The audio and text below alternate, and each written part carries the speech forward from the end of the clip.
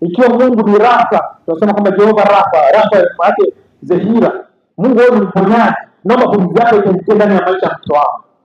Kwa sababu nikaanza kuwaza, tuna watoto wawili sasa. Mtangu akifa bado tuna ahadi hizo ambazo tumepewa na Mungu. Akifa leo hii, ni nani ambaye atanikubali kama alivyonikubali huyu mwanzo? Alinikubali kabla hata sijawa special force. Alinikubali hata kama sijawa na pesa nyingi. Alinikubali hata ikiwa sina nyumba, sina chochote, sina mali yoyote na miliki. Alinikubali hivyo na akawa tayari. Lakini je, akiondoka, nani mwingine atakayesema niko tayari?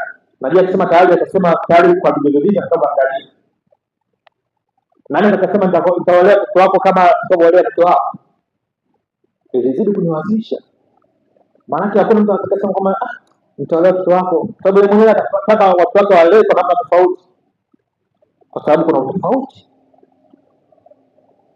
Na kuanza tena upya sio jambo dogo. Ndio maana tunasema kuombea sana mahusiano. Unapokuwa na mtu wako muombee uzima, kama Mungu ampatie uzima.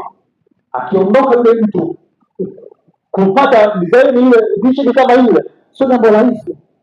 Sio jambo rahisi hata kama watu wako wengi wa design hiyo, lakini edition yake ni ngumu kuipata. Nani anataka kubebea mazoezi yako? Mkakubaliana akasema kama mimi niko tayari kubeba kama anabebea yeye. Ni wazo.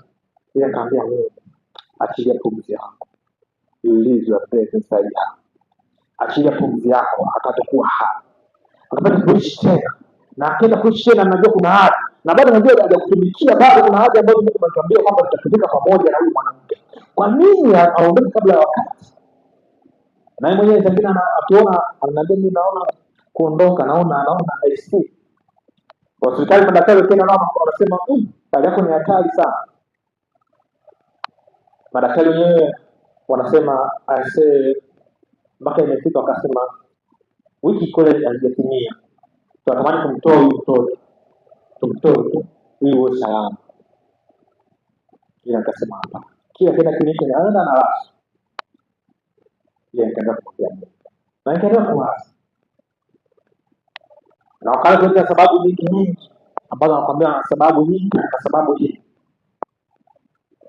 Nikasema hapana, kitu kama hicho haiwezi kutokea. Huu sio wakati wake, sio majira yake. Ni kweli Mungu ni Mungu wa majira na Mungu wa wakati, lakini Mungu ni Mungu mtunzo vitu. Si tu, lakini na huyo mtoto atakayetoka, pumzi yako iingie ndani yake. Ile pumzi ikakaa, ikatengeneza kitu kizuri. Sasa ni wewe ambaye unakataa wakati mwingine kuomba. Kwa wakati mwingine unataka kuomba